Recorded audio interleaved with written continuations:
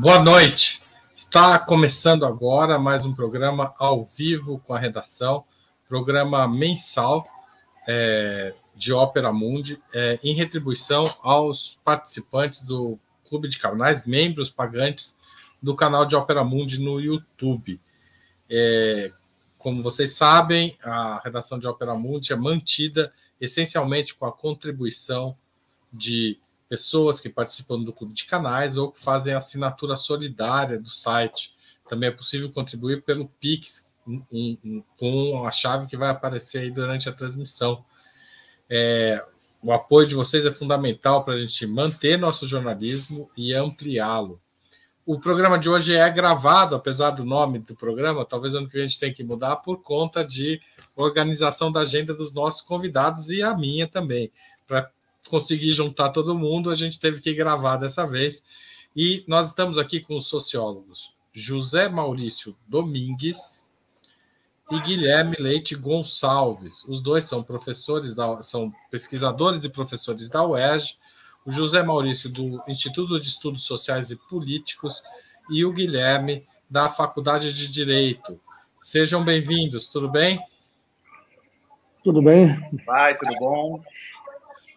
Eu convidei o Zé Maurício e o Guilherme para falar de uma coleção que eles estão lançando, que se chama Esquerda em Movimento, pela editora Mauá. Esse aqui é o primeiro livro de José Maurício. E essa coleção pretende fazer um debate mais a quente aí de questões urgentes para a esquerda brasileira. Esse é o primeiro livro. O segundo do Zé Maurício. O segundo livro ainda não tenho ele em papel aqui, mas o livro se chama Rosa Luxemburgo e discute a atualidade do pensamento dessa grande militante histórica do comunismo e do socialismo. Então, para começar a conversa, eu vou perguntar ao Zé Maurício, que lançou o primeiro livro, qual que é a ideia do Esquerda em Movimento? Qual que é a ideia da coleção?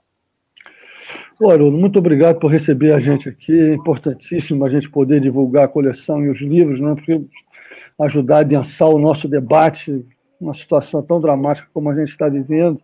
A ideia da coleção, né, surgiu numa conversa que já vem há algum tempo entre eu, Guilherme, Maria Helena, a Flávia também depois se incorporou, exatamente em torno ao Breno Bringel também. Então, um esforço enorme, a sensação de que nós precisamos realmente revisitar os temas fundamentais na história da esquerda.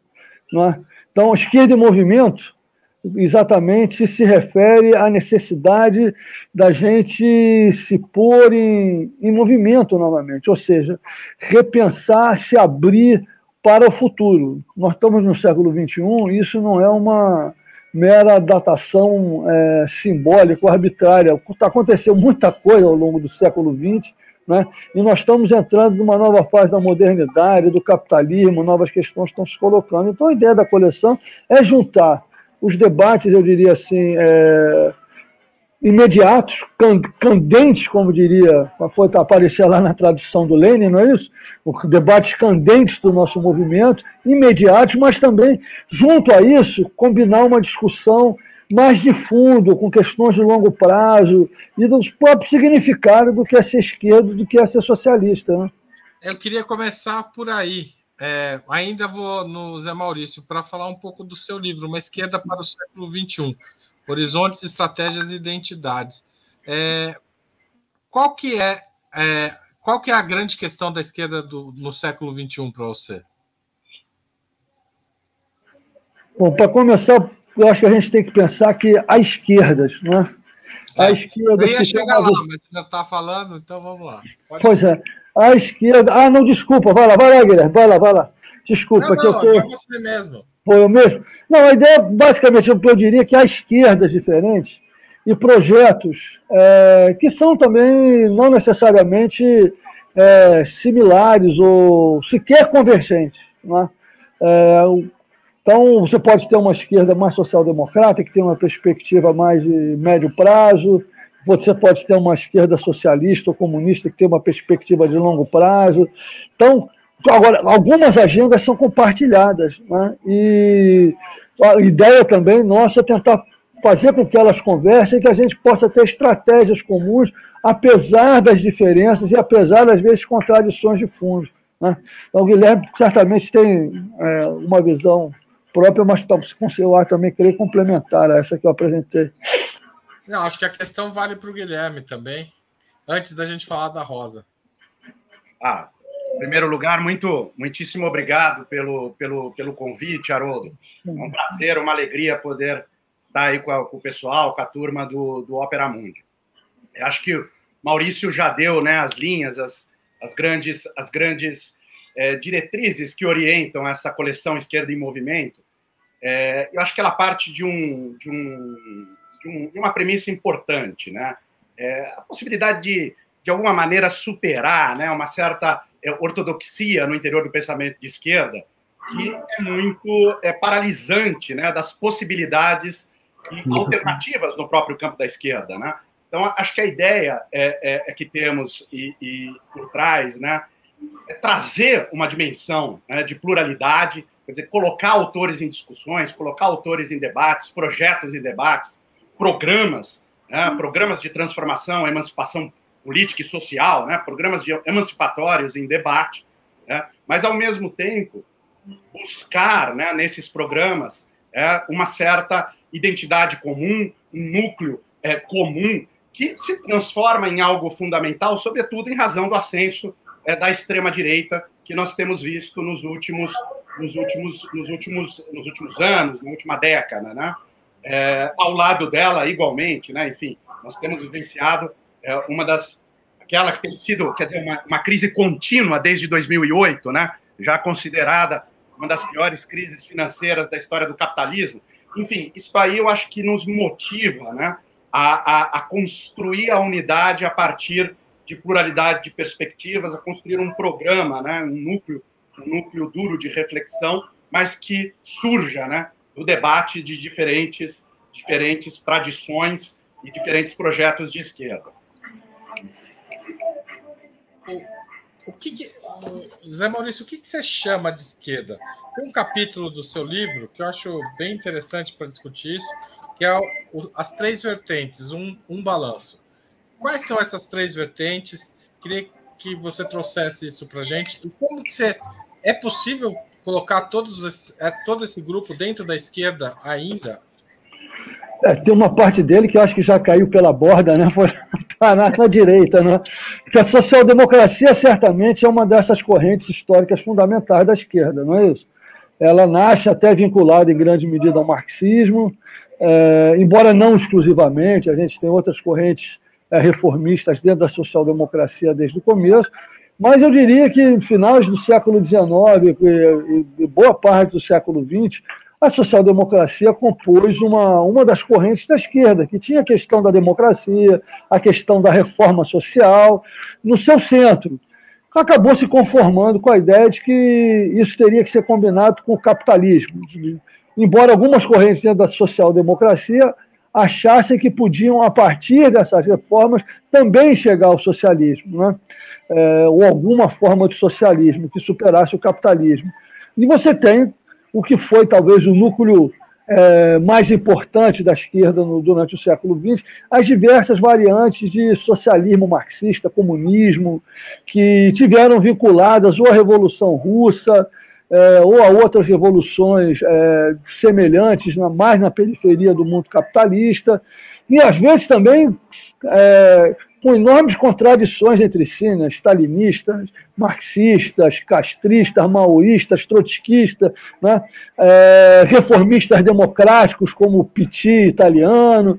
Então, também uma corrente muito rica, muito cheia de contradições, também com muitos problemas, porque às vezes abriu mão da democracia, embora acreditasse estar construindo uma democracia mais avançada.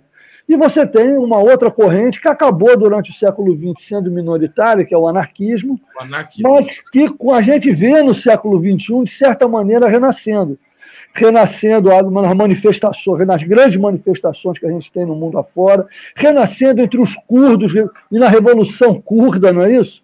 Então, você tem, não é uma corrente que parecia talvez até morta, de repente renasceu do ponto de vista intelectual, do ponto de vista da influência política também. Então, por isso eu tentei, dentro do livro, né, fazer um diálogo das questões contemporâneas que eu acredito que são fundamentais de serem levadas em conta, com essas três tradições que apareceram ao longo do desenvolvimento da esquerda. Né? Como eu falei, a social-democracia, uma parte dela caiu pela borda, foi parar lá na direita, na terceira via do Blair e do Schroeder, ou alguma coisa assim. É difícil classificar isso hoje em dia como esquerda. No máximo, uma centro-esquerda bem pálida. Ao mesmo tempo, dentro do comunismo revolucionário, a falta de compromisso com a democracia também acabou, no final das contas, solapando muitas dessas experiências e maneiras de pensar. E o anarquismo também é muito fragilizado, pelo fato de que recusou os processos de transformação real que estavam acontecendo no mundo. Agora, todas as três também têm contribuições fundamentais: social-democracia, socialismo revolucionário e anarquismo. E eu acho que a gente tem que voltar a fazer uma conversa entre essas três correntes, que vai ser tensa, vai ser contraditória, só espero que não seja violenta. É isso que a gente também tem que tentar superar, porque isso não ajudou em nada, né? Guilherme, onde entra a Rosa nessa conversa? Haroldo, isso eu acho que reflete bastante a primeira parte desse livro que eu organizei juntamente com o César Mortari Barreira. O César é um pesquisador do Laboratório de Estudos aqui Interdisciplinares Crítica e Capitalismo da UERJ, na qual eu coordeno, e é diretor científico do Instituto Norberto Bobbio, aí de São Paulo. Né? Esse livro, a primeira parte deste livro, é fruto até de um experimento pedagógico que eu fiz no meu curso de pós-graduação, em que nós discutíamos as relações, ou hipóteses acerca das relações entre capitalismo e democracia. E o primeiro texto que nós estudamos, né, foi o texto da Rosa Luxemburgo sobre a Revolução Russa, no qual ela faz uma crítica bastante dura ao bolchevismo, sobretudo ao Lenin e ao Trotsky, né, a respeito do processo, né, da política desencadeada pelos bolcheviques após a Revolução em outubro, de cancelamento da Assembleia Constituinte. Né? A Rosa Luxemburgo vai ver isto, né, como um processo que tende, de alguma maneira, ao afastamento das massas, né, da participação do processo revolucionário e, ao mesmo tempo, uma intensificação dos mecanismos de burocratização do partido e da própria revolução. Lenin e Trotsky, por sua vez, justificam, afirmando que a Assembleia Constituinte já não refletia a conjuntura e a correlação de classes daquele momento pós-revolucionário, porque já era muito influenciada ainda pelo momento de fevereiro, e, de outro lado, vão afirmar que seria um momento de romper com toda e qualquer instituição político-democrática liberal e burguesa para a institucionalização da democracia dos soviets ou da tomada de decisão dos soviets. Então, a primeira parte desse livro, Haroldo, é um bate-bola, digamos assim, entre pesquisadores, jovens pesquisadores, a maioria deles parte desse laboratório que eu acabei de descrever para vocês, em que alguns defendem a posição da Rosa Luxemburgo e outros a posição do bolchevismo. Né? Então, nós temos aqui claramente, né, um espaço onde, em certo sentido, dois programas estão se chocando. Né? Evidentemente, a Rosa Luxemburgo foi, ao longo do século XX, bastante criticada por ter sido uma defensora das liberdades civis e burguesas no pós-revolucionário, né? Mas mesmo aqueles artigos que tendem a defender, né, o ponto de vista da Rosa Luxemburgo buscam mostrá-lo a partir de uma crítica ao direito moderno e de uma crítica à política liberal moderna. Né? Apesar da defesa da Assembleia Constituinte, essa defesa para uma série de autoras e autores dessa primeira parte do livro, ela se dá já a partir de uma perspectiva de conscientização das massas, a Assembleia Constituinte como um processo político em que as massas populares vão cada vez mais tomando conta da sua relevância e das políticas necessárias para o aprofundamento do processo revolucionário, quase como uma experiência educativa. Quer dizer, não é a Assembleia Constituinte, nos termos clássicos do liberalismo, como a constituição de uma norma jurídica ou de um estatuto jurídico-político maior, que tem quase como função o apaziguamento e a pacificação social, justamente o contrário do que ela está dizendo. Vai ser um processo de radicalização e um processo necessário para a mobilização das massas no interior da luta de classes, que, evidentemente, estava muito tensa na Rússia pós-revolucionária, como, inclusive, a Guerra Civil vai demonstrar.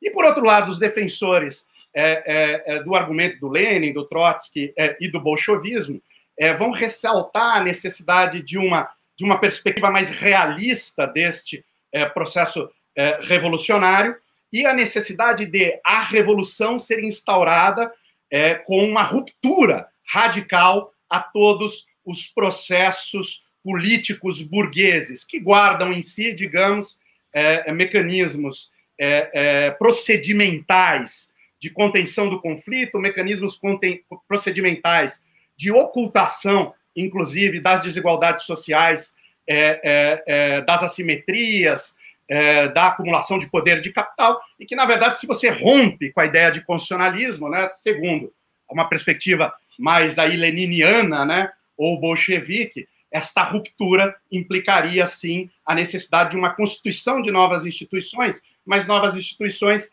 que não teriam esse caráter repressor e ocultador das desigualdades. Então, nós estamos vendo aqui dois grupos, como disse o Maurício, no interior do socialismo revolucionário, que se chocam sob perspectivas da institucionalidade política de maneira diferente, sob perspectivas do papel da democracia de maneira diferente.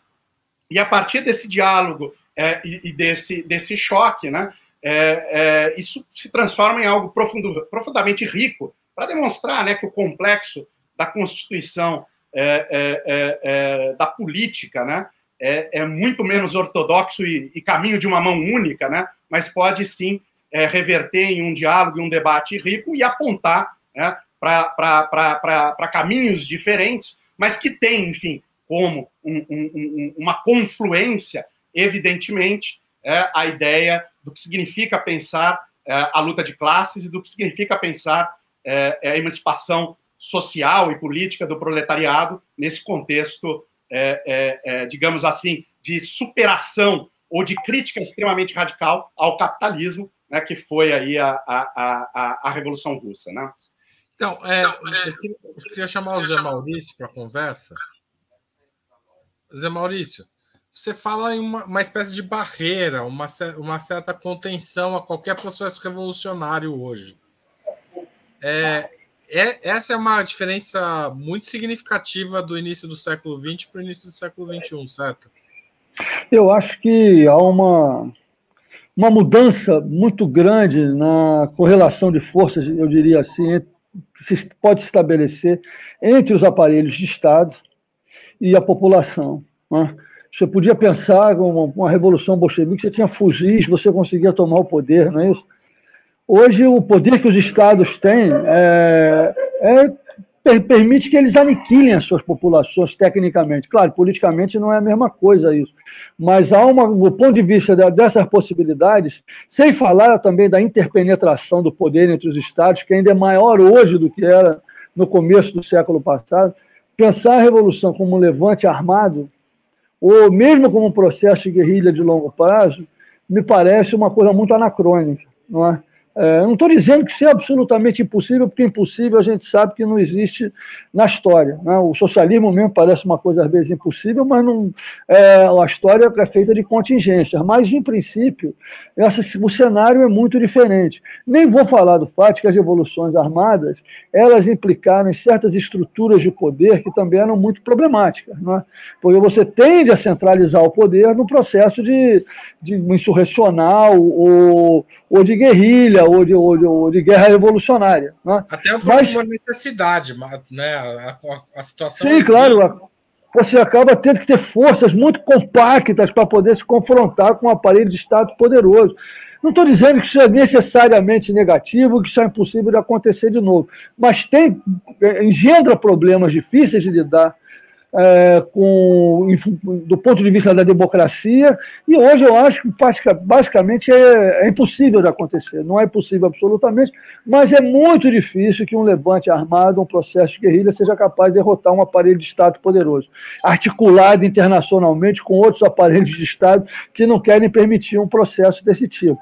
De qualquer maneira, eu acho que a nossa aposta tem que ser, de novo, é estranho que isso tenha desaparecido muito do horizonte de debate da esquerda, numa democratização dos processos políticos, numa mobilização de massas e democratização do processo político, democratização do processo político enquanto processo político e, ao mesmo tempo, democratização do aparelho de Estado, o que, no final das contas, pode requerer, ou certamente requerirá, modificações de fundo do que significa polícia, exército, e outros aparelhos repressivos e administração da ordem, que são típicos do Estado moderno, e, ao mesmo tempo, do ponto de vista das forças políticas que empurram esse processo, uma modéstia maior, porque esse eu acho que é um dos temas que a gente tem que voltar a considerar. Né? A gente, durante muito tempo, adotou do liberalismo a ideia de que o Estado é uma reflexão das forças econômicas, mesmo com todas as mediações, seja que seja em última instância, deixando de lado o fato de que para isso o anarquismo estava atento, de que o próprio poder político ele é capaz de estabelecer um sistema de dominação com a sua lógica própria, que tende a ser pouco democrático ou não democrático, de uma forma absoluta. Né? Então, acho que uma das tarefas da esquerda, do pensamento de esquerda e da prática da esquerda, é superar esse economicismo de fundo, em que o poder político é um reflexo, de uma maneira ou de outra, das lutas entre as classes que se estabelecem do ponto de vista econômico. Não, o poder político, enquanto tal, ele tem uma produtividade, uma lógica própria, e pode ele também, a partir de si mesmo, estabelecer lógicas de dominação. Então, você realmente democratizar a vida social. Inclusive, lógicas antieconômicas, né? Destrutivas do ponto de vista econômico. Podem ser lógicas destrutivas do ponto de vista econômico. Né? A União Soviética acabou nos mostrando isso, inclusive, né? Porque, num determinado momento, a falta de democracia e a centralização levaram a não digo um colapso, mas a uma paralisação das possibilidades de desenvolvimento e competição com o capitalismo. Se a gente pegar, por exemplo, para dar um exemplo que não está nem no livro, né? Essa questão do pensamento, esse retorno, não do anarquismo, mas batizando as perspectivas do comunismo revolucionário no pensamento da Revolução Turca, a ideia de chegar ao socialismo parte da democratização do processo político e não da socialização dos meios de produção pelo Estado. Porque socializar os meios de produção pelo Estado significa realmente estabelecer o socialismo. Será possível você pensar um socialismo em que, na verdade, quem controla os meios de produção não são os próprios trabalhadores, não são as massas populares de uma maneira geral, mas sim um pequeno grupo político que sabe o que fazer e, com isso, na verdade, esvazia a democracia, como de fato foi o que aconteceu com o processo dos soviéticos a partir de 1918. Então, eu acho que a gente tem, por um lado, essa questão da improbabilidade do mínimo de uma revolução que seja a conquista do Estado, particularmente por um grupo de vanguarda revolucionária de um lado, e de outros problemas que isso cria. Nessa conjunção aí, eu acho que tem um espaço grande para a gente repensar a questão da democracia e como ter um processo reformista revolucionário que seja fundamentalmente democratizador. Antes de passar um pouco para a conjuntura brasileira, né, parece que a gente está falando uma coisa muito etérea aqui, mas eu queria puxar um pouco para a situação brasileira depois. Mas antes disso, eu queria que o Guilherme falasse um pouco sobre a segunda parte do livro dele, que é sobre a acumulação, né, a questão da acumulação na obra da Rosa Luxemburgo. Como é que tá? Que debate é esse?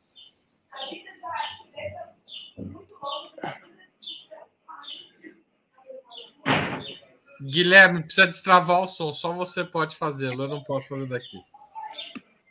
Perdão, destravou, né? Não, Haroldo, muito obrigado pela pergunta, e eu acho que, de alguma maneira, né, é uma segunda parte que é centrada em torno das análises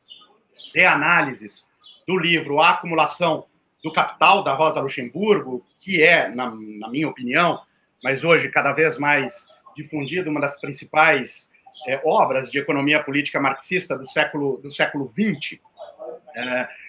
Mas ele também, embora e tem participação, né, nessa segunda parte, né? Se a primeira parte foi uma parte com pesquisadores jovens que estavam experimentando ali debate sobre a teoria política luxemburguista, né, em discussão com Lenin e com o bolchevismo, a segunda parte são de pesquisadores mais experimentados, são de pesquisadores sêniores, especialistas na obra da Rosa Luxemburgo e, sobretudo, no livro A Acumulação do Capital, que eu mencionei há pouco. Então, nós temos, na segunda parte do livro, autores reconhecidos no cenário internacional, com artigos inéditos em língua portuguesa, do debate sobre o livro Acumulação do Capital. Nós temos, por exemplo, um dos principais sociólogos críticos da Alemanha hoje, o Klaus Dörr. Temos aquele que, sem dúvida, é uma das, além de fazer parte do projeto Mega 2, né, das obras completas do Marx e Engels, mas também tem um debate bastante profundo no campo da Rosa Luxemburgo, que é um outro sociólogo, Michael Kretke, que é professor da Universidade de Lancaster. Temos Isabel Loureiro, a maior especialista de Rosa Luxemburgo, se não no Brasil, na América Latina. Marina Machado, uma colega da economia, o professor Marcelo Dias Carcanholo, da economia da UF, um profundo conhecedor do debate econômico marxista. E temos também artigos de economistas gregos, né, e de colegas professores da Universidade Federal do Paraná e da Universidade Federal do Rio de Janeiro, o Ricardo Pazello e o Rafael Vieira. Mas todo esse debate, que tem um caráter mais econômico, ele não está desvinculado da reflexão que o Maurício fez na sua fala anterior. Eu acho que um mote que nos estimulou profundamente para a organização, a mim e ao César, para a organização desse livro, na Alemanha, o debate sobre Rosa Luxemburgo ganhou um fôlego, né, ganhou uma força recente. Tá? E esse debate é muito influenciado a partir de uma crítica que a sociologia que retoma o marxismo na Alemanha fez a chamada segunda geração de Frankfurt, Habermas, Klaushoff e Companhia Limitada. Lá atrás, sobretudo o Klaushoff, sustentou uma hipótese que capitalismo e democracia liberal seriam esferas diferenciadas, mas que se chocariam permanentemente. Né? Bem público de um lado, propriedade privada de outro. Conflito a todo momento. E que o Estado keynesiano foi a grande solução de mediação dessas duas esferas. O Estado keynesiano e a competitividade eleitoral introduziu, digamos que, a lógica da concorrência no sistema político, ao mesmo tempo a competitividade liberal introduz a lógica da concorrência no sistema político, Estado keynesiano introduz a lógica do coletivo na propriedade privada. Mas o fato é o seguinte, essa hipótese, né, é uma hipótese que eu acho que muito fraca se pensar exatamente os problemas levantados pelo Maurício. Tá? É uma hipótese que não considera, né, o fato de que a democracia liberal tem se realizado em meio a profundas violências e profundas desigualdades. Para já dar um pontapé inicial a respeito do Brasil, né? Desde o processo de transição democrática, isso não implicou a eliminação da violência no campo, não implicou a destruição o cancelamento de chacinas nas favelas, não implicou a população negra ser sujeito permanentemente de violência. Nós temos, ao contrário, né, Nunca se viu tanta democracia liberal no mundo e nunca se viu tanto neoliberalismo no mundo. A economia política se estabilizou, dando preferências para imperativos do capital financeiro. Com isso, desembestou processos de mercantilização, privatização, processos de transformação de política social em política de crédito. Desembestou uma série de processos que estão associados profundamente à lógica da propriedade privada, e a democracia liberal não foi capaz de se opor a isso. Então, o que a gente observava ali é que muito mais plausível seria uma hipótese de identidade entre democracia liberal e capitalismo do que de diferenciação e choque, como dizia lá o povo da segunda geração de Frankfurt, o Habermas e o Hoff e companhia. Isso tem a ver com o debate sobre a acumulação do capital, Haroldo. A acumulação do capital da Rosa Luxemburgo é um texto muito polêmico, muito criticado na economia política marxista, porque fundado na teoria do subconsumo. Tá? E se é verdade que isso teve uma influência muito grande para neo-keynesianos, a Joan Robson, por exemplo, que foi uma das principais economistas mulheres do século XX, do grupo do Keynes, utilizava muito o livro da Rosa Luxemburgo para explicar a relação da acumulação com a queda do consumo, com a necessidade de demanda efetiva, demanda agregada e sua realização enquanto demanda efetiva. Mas do ponto de vista do marxismo, ele foi muito criticado, porque era uma teoria muito baseada no subconsumo. A lógica geral desse argumento da Rosa Luxemburgo era a criação e a produção da mais-valia em um determinado local não consegue ser realizada plenamente deste local, então ela precisa tomar espaços fora, espaços não capitalistas, tomar esses espaços, transformando eles em novos mercados de consumo, para que se possa realizar a mais-valia como um todo. Tá? O mercado consumidor local não é suficiente para a demanda produzida. Então vamos para fora e tomamos violentamente, por meio do imperialismo, os espaços não capitalistas, colonizamos tudo aquilo, criamos novos mercados consumidores, realizamos a mais-valia. Pois bem, nós vamos encontrar textos que criticam muito esta concepção de subconsumo. E vamos encontrar na segunda parte do nosso livro. Tá? O texto do Marcelo Dias Carcanholo é uma crítica a isso. O Kreti levanta essa crítica. Os economistas gregos, John Milius, que eu mencionei para vocês, também fazem isso. Mas, por outro lado, isto se resguarda também como um argumento sociológico muito importante. Segundo o qual, o capitalismo é um processo de valorização permanente que sempre tende à sobreacumulação. E para deixar fluir essa sobreacumulação, a gente está vendo isso agora desde a crise financeira. Hoje a gente está vivendo desde 2018, muito evidentemente isso. Muito evidentemente. Nós estamos falando de sobreacumulação. 2008, desculpa. E o que a gente faz para deixar fluir? O Estado faz uso de violência para converter espaços com parca vínculo ao circuito do capital, transforma e mercantiliza esses espaços. Então, aí a tomada da favela, transformando ela em título de propriedade privada. Aí a tomada da comunidade indígena, território indígena, transformando ela em mercado. É a tomada de espaços pouco mercantilizados, mercantilizando-os. E, para isso, o Estado usa violência de maneira muito explícita e agressiva. Então, a segunda parte do livro é uma série de desenvolvimentos dessa tese que, atualmente, em razão da sobreacumulação, sobretudo de ativos financeiros que a gente vivencia hoje, para deixar esses fluxos fluírem, o Estado violentamente toma espaços, grupos sociais não mercantilizados e transforma-os, expropria-os e transforma-os em espaços e grupos preparados para funcionar no interior do mercado, para vender de maneira barata a sua força de trabalho ou simplesmente para entrar no mercado imobiliário, mercado de turismo de massas, enfim, em diversos mercados, setores de mercado. A pergunta vai para quem quiser essa daqui, para quem quiser responder agora.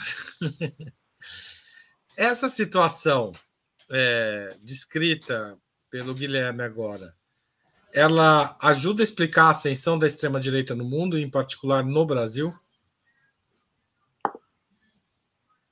Eu acho que sim, o Maurício talvez não. Então, Acho que a gente pode fazer isso. Então, ótimo, que agora eu quero que vocês se peguem aí. Pode botar aquela outra tela que a gente falou antes, Laila. Põe os dois e a gente vê os dois brigando. Maurício está sem o microfone ligado.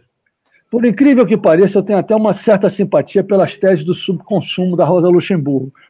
Eu acho que o capitalismo tem esse problema, particularmente a partir dos anos 70, as pessoas simplesmente não têm dinheiro para consumir. Um capitalismo cada vez mais pujante, com uma acumulação de capital que sobra, não é isso? É uma sobreacumulação muito evidente. Lá nos anos 60, isso resolveu um pouco a América Latina. É lá o desenvolvimento dependente e associado. Depois a China resolveu, em parte, esse problema, não é verdade? Aí depois veio a crise, o subprime, aquelas malucas, porque não tem quem compre essa riqueza toda que está sendo produzida.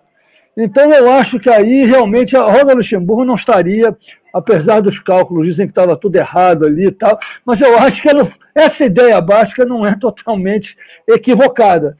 Então, o padrão de acumulação... Aí eu acho até que o padrão de acumulação capitalista vai mudar nos próximos anos, em parte em função da questão da pandemia, em parte em função das dificuldades que o capitalismo vem enfrentando, e eles também não são, apesar de, evidentemente, estarem muito vinculados desejosos da questão de lucros cada vez maiores, eles também não são idiotas e tem estratégias para lidar com os problemas que o próprio capitalismo cria. Agora, eu não sei se eu derivaria tão diretamente a questão da crise da democracia, a ascensão da extrema-direita, a essa questão. Eu diria, talvez, mais até, de certa maneira, um pouco, não o contrário, mas, de fato, existe uma insatisfação enorme na população mundial. Em todos os países do mundo, praticamente, você encontra pessoas insatisfeitas com o status quo. Pelo menos no mundo europeu e das Américas, a insatisfação é enorme. Né? Todo mundo sabe que está vivendo uma vida que podia ser melhor, né? Que ela é muito pior do que ela podia ser. Isso eu acho que é claro para todo mundo. Eu não sei quem tem muito dinheiro e está se lixando também para a democracia. Tem a democracia aí, mas isso não importa muito na vida concreta dessas pessoas que têm muito dinheiro, desde que o sistema político continue funcionando da maneira oligárquica pela qual ele funciona. Então, eu acho que existe essa insatisfação. Qual é o problema? A esquerda não está conseguindo dar vazão ou representar essa insatisfação de uma forma adequada, em lugar nenhum do mundo. Né? Inclusive hoje na América Latina. Então, essa insatisfação está sendo capitalizada de alguma maneira pela extrema-direita, que também não é uma centro-direita que aceita o status quo. Os caras, claro, eu não acredito que o termo populismo sirva para muita coisa, eu acho que é um conceito falso, mas que tem muita demagogia por parte dessas forças de extrema-direita, existe. Então o cara consegue prometer coisas que ele não vai cumprir, ele encontra bodes expiatórios que, evidentemente, falsificam totalmente as possibilidades de solução para a insatisfação das pessoas. E entre essa situação de desencanto, insatisfação, mas também de incapacidade da esquerda de oferecer respostas a essa crise, que é quase que uma crise civilizatória, que leva essa descrença, esse mal-estar, está proporcionando que forças de extrema-direita se recriem e consigam se credenciar. Isso se combina também, já para abrir a conversa um pouco para o Brasil, que o Haroldo está querendo fazer, não é isso, para a América Latina, com o fato de que esse giro à esquerda latino-americano, digamos assim, acabou mal, né? Porque ele acabou, esse giro à esquerda acabou, a gente está entrando em outro ciclo político, em outra conjuntura.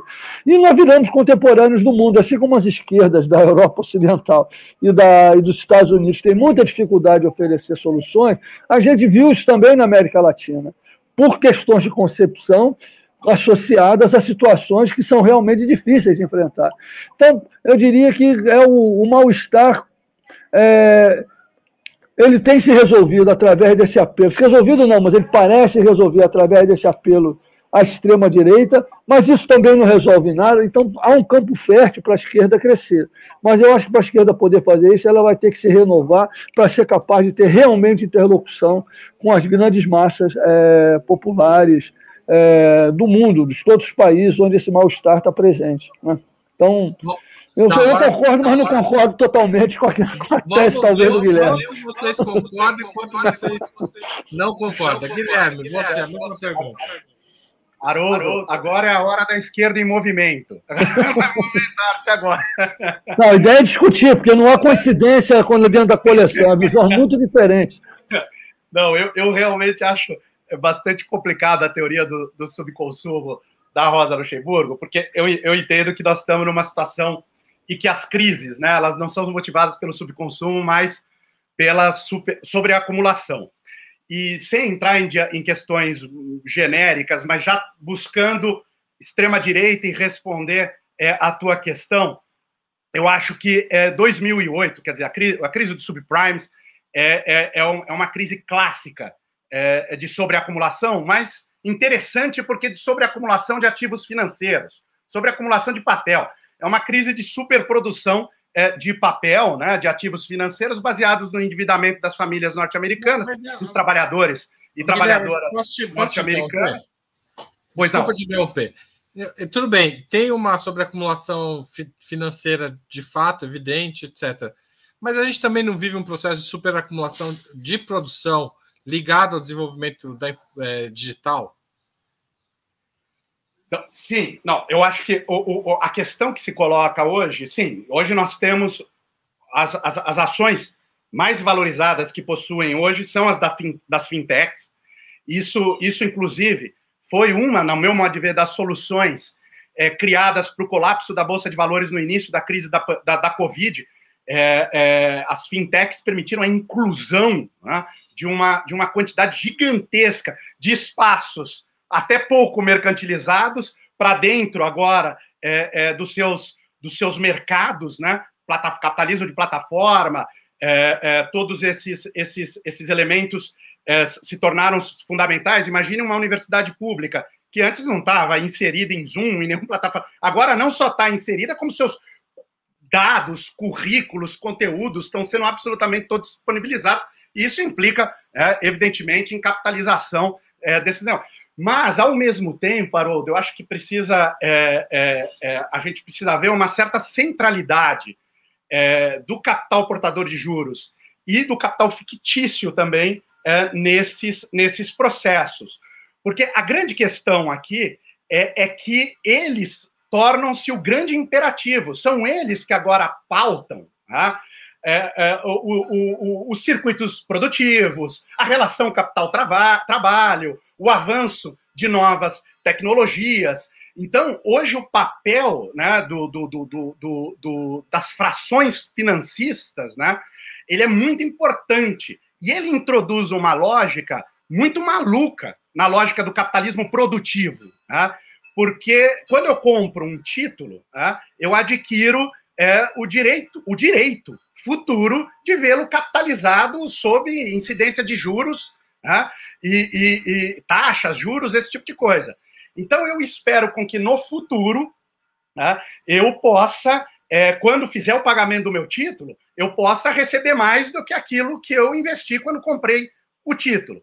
Esse momento, né, é um momento maluco do ponto de vista da economia marxista, porque é um momento que joga para o futuro a criação de mais-valia.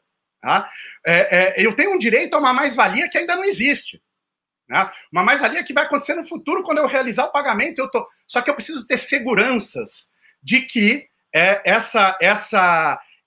esse título ele realmente vai ser capitalizado, e eu preciso ter seguranças de que no futuro, quando eu fizer o pagamento, realmente eu vou me apropriar de uma parcela de mais-valia no capitalismo produtivo. Tá? E aí que eu acho que a Rosa Luxemburgo é fundamental, Haroldo. Aí eu acho que ela deixa um legado fundamental. Para eu ter seguranças de que eu vou ter uma massa de mais-valia maior no futuro, eu preciso expropriar significativamente o presente. Então, eu preciso retirar garantias trabalhistas, porque no futuro eu vou ter uma taxa, um salário menor, eu vou ter garantias menores de trabalho. Eu vou ter que privatizar, porque a pessoa que não realiza seus meios de subsistência na esfera pública e coletiva vai ter que realizar no mercado. Se ela vai ter que realizar no mercado, ela vai ter que ter dinheiro. Para isso, ela vai ter que vender a força de trabalho dela a qualquer custo. E não vai bastar. Ela vai ter que ir ao banco, retirar empréstimo bancário para isso. A taxa de endividamento da sociedade brasileira é gigantesca, né? E vai pagar juros para isso. Então, vai se introduzir um processo de pauperização que vira uma garantia na economia produtiva, na realidade, na economia real, o termo é ruim, mas na economia real, vai se introduzindo mecanismos de pauperização do trabalho que vão garantir ao capital financeiro se apropriar no futuro. Então, a lógica da superprodução de ativos, ela passa, no meu modo de ver, passa a ser determinante sobre a lógica da superprodução de mercadorias reais, né? Mercadorias, bens produtivos. Né? E aí, conectando a extrema-direita, eu vejo o seguinte: expropriações estão se dando desde 2008, quando George Bush e Obama começaram com a fórmula de socialização dos ônus da crise para o conjunto da população e de injeção de dinheiro público no mercado financeiro, para salvar os investidores, salvamento do mercado financeiro, e ao mesmo... Isso remarcou que a dívida pública tem função para salvamento do sistema financeiro, e aí, para que se crie estabilidade sobre a dívida pública, eu vou ter que ter mecanismos expropriatórios para assegurar a garantia dos credores. Né? Então, aí congelamento de gastos por 20 anos, para a gente falar de Brasil. Congelamento de gastos por 20 anos. E ninguém aceita de bom grado ser expropriado. O sujeito tinha uma escola pública, agora tem que... O sujeito tinha o hospital público, agora vai ter que pagar plano de saúde privado. Ninguém aceita de bom grado ser expropriado. Expropriação contém dissenso e conflito. E para resistir ao dissenso e ao conflito, para blindar o processo expropriatório, o Estado precisa ser mais repressor, mais autoritário, mais violento. Golpe. Em 2016. Mas aí, Guilherme, sabe qual é o problema nisso tudo? Aí só para concluir... Eu acho que você... Tá bom, então conclui. Esses processos expropriatórios... Esses processos expropriatórios a gente está ouvindo. Aí só para concluir, esses processos expropriatórios, eles precisam ser blindados do ponto de vista da aceitação social. E eu acho que é aí que a extrema-direita entra. A extrema-direita cria aceitação social às expropriações capitalistas. Como? Criando, por meio de preconceito, machismo, estigma, cria desonera o capital da sua culpa e cria um outro culpado, que geralmente é aquele que é o mais expropriado, a mulher, o homem negro, a mulher negra, enfim, o grupo mais expropriado. E daí, com isso, ela cria um mecanismo de aceitação social para viabilizar um Estado mais violento e expropriador. Desculpa se eu falei demais. Não, mas tudo foi ótimo. Não, tem uma série de questões aí, né? Evidentemente, a gente não vai discutir isso tudo, né? Porque a pauperização significa problemas para a realização. Né? Então, a tese do subconsumo entra pela porta dos fundos nesse tipo de argumento, mas eu não quero explorar isso agora, não. Eu só queria dizer o seguinte, quando a gente pensa a questão da extrema-direita, eu acho que a gente tem que tomar cuidado para não pensar isso desde um ponto de vista de uma certa funcionalidade, não é isso? Como se tudo bem, pode ser que a extrema-direita seja funcional ao funcionamento do capitalismo, que o resultado da mobilização da extrema-direita ajude o capitalismo a se blindar exatamente da insatisfação popular. Mas a opção pela extrema-direita não aparece por causa disso. Ela aparece porque o horizonte dessa sociedade está muito curto, não tem horizonte de futuro. Como não tem horizonte de futuro, as pessoas se refugiam no presente ou no passado, e com frequência no pior do que se vai encontrar nesse presente ou nesse passado. Claro, as pessoas são expropriadas, são humilhadas, é particularmente difícil, porque o país é muito rico, a maioria das pessoas está vivendo relativamente bem, não é isso? Então, mas não consegue oferecer um horizonte de futuro, né? Quando a esquerda americana conseguiu minimamente oferecer um horizonte de futuro, mobilizou uma parte da população, essa população empobrecida, expropriada, oprimida, humilhada, que não foi com Trump, mas tem uma parte desses trabalhadores brancos que continuam sem ver propriamente um horizonte. E o desafio exatamente é criar esse horizonte de transformação, porque eles vão se refugiar no quê? No racismo, no machismo, no nacionalismo americano completamente deslocado no tempo e no espaço, não é isso? Então, uma das minhas questões é exatamente no século XXI, a gente tem que conseguir oferecer um horizonte de transformação, de reformas revolucionárias mais profundas do que a social-democracia conseguiu oferecer, de modo que a opção seja realmente uma opção de esquerda e que as pessoas não acabem se refugiando numa opção de extrema-direita, que, na verdade, não é opção, mas que, no curto prazo, faz uma desgraça do caramba, não é isso? Então, isso é um fenômeno mundial. No Brasil, tem algumas conotações particulares, né? Que é o fato que eu acho que, embora a turma esteja achando que vai ficar tudo igualzinho ao passado, né? Muitos companheiros e muitos amigos achando que nós vamos voltar para os começo dos anos 2000, isso não vai acontecer, porque qual é o horizonte que a gente tem, né? Houve um desgaste, uma desmobilização muito grande, né? Então, ano que vem tem eleição, né? Praticamente esse ano já tem menos de 12 meses para a eleição, e a gente está nessa expectativa de que programa e que futuro, e que projeto, e que esperança a esquerda pode sugerir para o Brasil ano que vem. Então, parodiando um pouco o título do seu livro, qual é a esquerda para 2022? Não qual esquerda?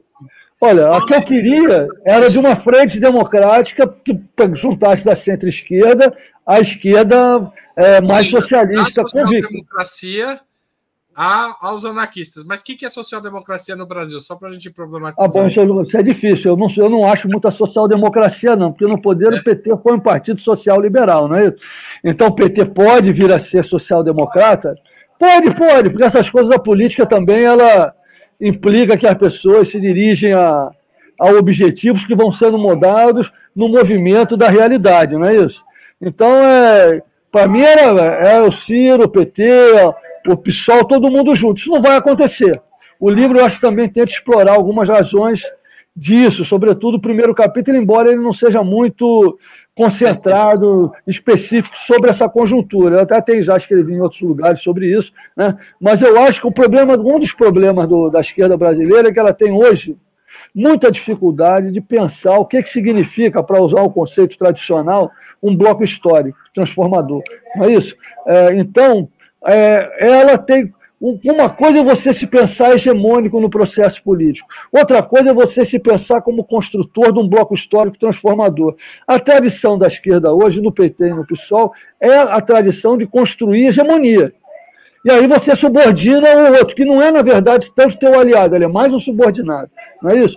Eu acho que a transformação de longo prazo do Brasil pode acontecer na medida que a gente construa um bloco histórico transformador, com forças heterogêneas, e onde a questão da hegemonia seja colocada de outra maneira. Não é porque eu tenho um candidato que hoje tem mais votos que eu tenho que ser hegemônico nesse bloco. O que importa é como é que, ao longo dos anos, esse bloco vai ter uma performance transformadora, primeiro garantindo um pouquinho de democracia que a gente tem, a democracia liberal hiperoligárquica que o Brasil tem, para poder, a partir daí, avançar num processo de democratização mais profundo. Porque, senão, é muito fácil isolar, é muito fácil, você acaba tendo que fazer compromisso com os teus inimigos, não é isso? Porque a gente vai ver o quê de novo? O Centrão num governo de centro-esquerda nadando de braçada? Essa é a ideia? A gente já viu esse filme, né? E o que parece ser hegemonia, aí eu tenho que concordar com o Francisco Oliveira, no final acaba sendo hegemonias avessas, não é isso? E as dificuldades que a gente vê acontecerem podem ser exatamente as mesmas que nós já vimos acontecer. Isso eu acho que levou exatamente a essa perda de horizonte, a muita desmoralização, a muita desmobilização. Eu não sou muito otimista para a conjuntura imediata, da eleição incluída, né? Agora, nesse sentido, eu acho que a gente tem que realmente repensar o que é um projeto de esquerda no Brasil, porque eu acho meio discutível se a gente teve realmente sucesso nos últimos 20 anos. Eu acho bastante discutível a hipótese de que... Porque o sucesso vem quando você consegue estabilizar as suas vitórias, não é isso? Quando depois das suas vitórias vem uma derrota acachapante, será que você realmente teve sucesso naquele projeto? Eu acho que é uma pergunta que a gente tem que se fazer. Então, Guilherme, a pergunta é: qual é a esquerda para 2022?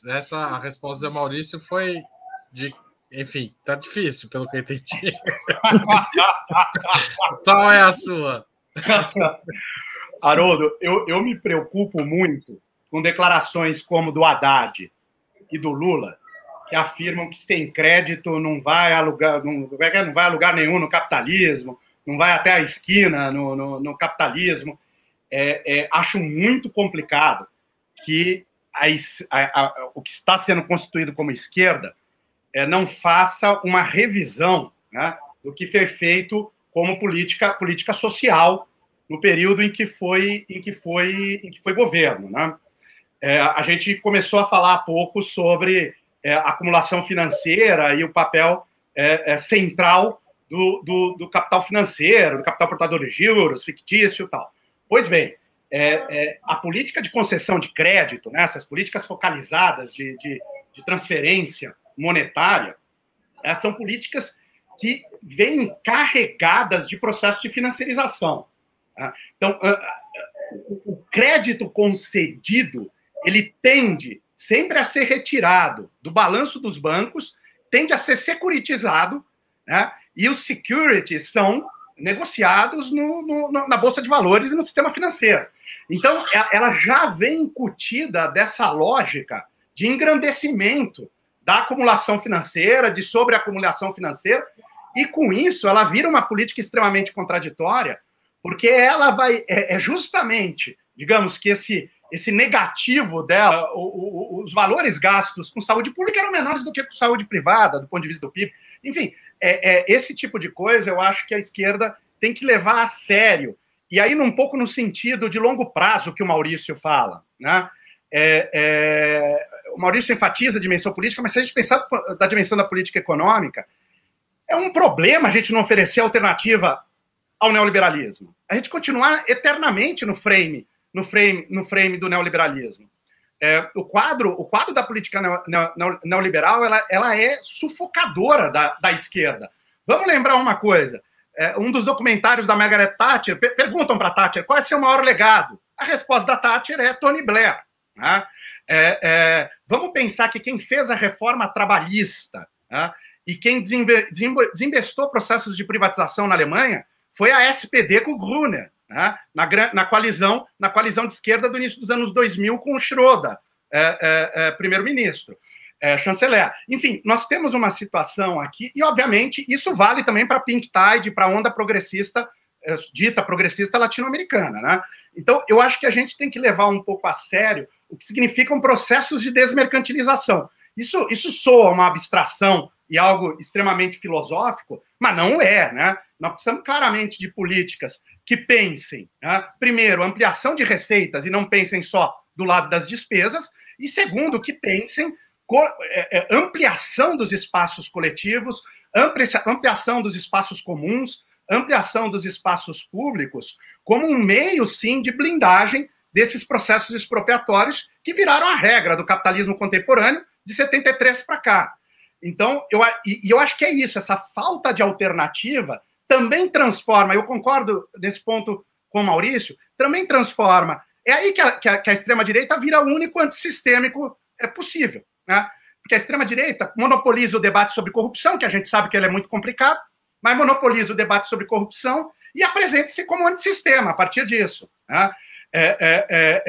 No nosso caso, a gente fica completamente à mercê desse grande sistema de política econômica neoliberal e, inclusive, de valores, né? Porque, no final das contas, imagina, toda essa social-democracia que vai do Blair ao Lula, que defende empreendedorismo, né? Que defende que com crédito não se vai, sem crédito não se vai até a esquina. Eu acho que esse tipo de radicalização discursiva faria bem para a esquerda no sentido de começar a retomar a sua história antissistêmica, né? Tá certo. Bom, então vou fazer uma pergunta que eu vou pedir para vocês responderem rapidamente, porque a gente já deu 1 hora de conversa, ótima conversa, aliás.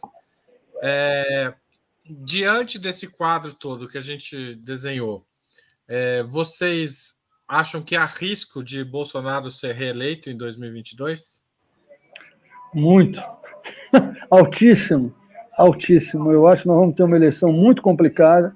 Eu acho que as candidaturas, em princípio, eu não tenho certeza não, mas eu acho que em princípio elas estão postas, vão ser as que a gente está vendo por aí, talvez mais uma outra candidatura de centro-direita que ainda se constitua com alguma força, mas talvez o Moro saia, eles fazem um bloco mais unitário entre eles, Mais pela centro-esquerda para a esquerda, a gente vai ter Lula e Ciro disputando, infelizmente também violentamente, o espaço entre si.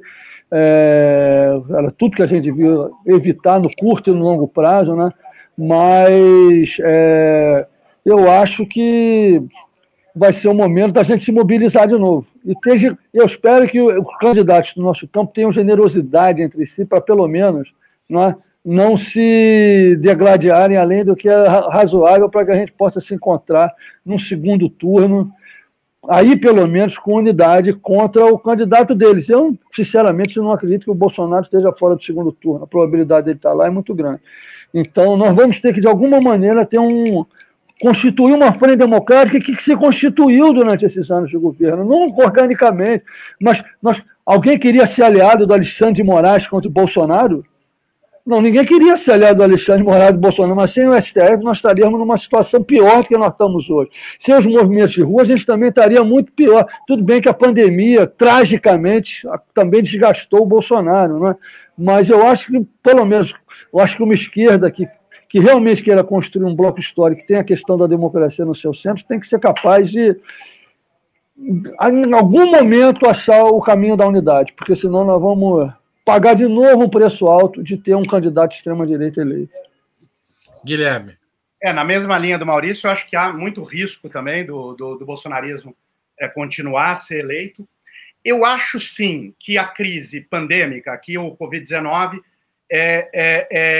colocou alguma água no chope ou na champanhe bolsonarista, né? Eu acho que a crise da Covid, ela, de alguma maneira, é uma crise de valores também, né? Como o bolsonarismo ele é constituído pela violência ao outro, a Covid reintroduz o valor vida. E ao reintroduzir o valor vida, vem com isto também algum tipo de mudança de padrão regulatório, no sentido de uma certa proteção maior à saúde pública. O pacote do Biden, eu acho que ele expressa muito um movimento no sistema de acumulação capitalista. Você tem hoje um aumento da área de financiamento de saúde, você tem um pouco mais... Ao mesmo tempo, você continua com a lógica da política de concessão de crédito, renegociação de dívida. É um mix aí, um ornitorrinco que está surgindo. Conversei com o Maurício ontem, acho que a gente está indo para algo como um keynesianismo financeiro. Acho que o bolsonarismo e o Guedes, sobretudo, têm uma dificuldade tremenda de lidar com esse keynesianismo financeiro. Tem dificuldade tremenda. A hora que eles preparam um orçamento de guerra, é um orçamento todo desregulado, sem prever a fonte orçamentária. Aí tem que recorrer a fontes que não são muito claras, muito visíveis. Eles se recusam, eles botam tempo para o auxílio, eles se recusam a políticas mais amplas de proteção da renda. Eu acho que isso é uma coisa. Mas acho que eles têm capacidade e flexibilidade para se adaptar. Eu acho que o Auxílio Brasil pode ser o indício de uma capacidade de adaptação do bolsonarismo a esse trem aí que pode ser chamado de keynesianismo financeiro. O ano passado mostrou a dificuldade, e com a dificuldade ele perdeu voto, teve rejeição, uma rejeição popular aumentou, setores do capital extremamente desconfiados com ele, as ruas aumentaram, os protestos de ruas fundamentais, o MTST invade a B3, tal, enfim, coloca fogo na lenha. Mas eu acho que se eles tiverem essa capacidade de adaptação via Auxílio Brasil a esse trem, que é essa coisa que está surgindo aí no pós-pandemia, essa política econômica do pós-pandemia, eu acho que retoma com uma força muito grande e pode levar bem essas eleições. Tá certo. Queria agradecer, José Maurício, queria agradecer, Guilherme, lembrar da coleção que está sendo lançada, Esquerda em Movimento, esse é o primeiro volume, o segundo já deve estar saindo, né, Guilherme? Deve sair nas próximas semanas, mês, assim. Tá chegando. Tá chegando. Recomendo a coleção e esses livros para a gente discutir, enfim, o futuro e o passado, o presente e o futuro, que não é pouca coisa, né, gente? Obrigado. Obrigadíssimo a você, Haroldo. Foi um ótimo debate. Eu queria... Obrigado, Haroldo. Tchau, gente. Eu queria agradecer também a todo mundo que assistiu, pedir que as pessoas façam, quem ainda não faz parte, passe a fazer parte ser membro pagante do nosso canal, ou fazer uma assinatura solidária em www.operamundi.com.br/apoio.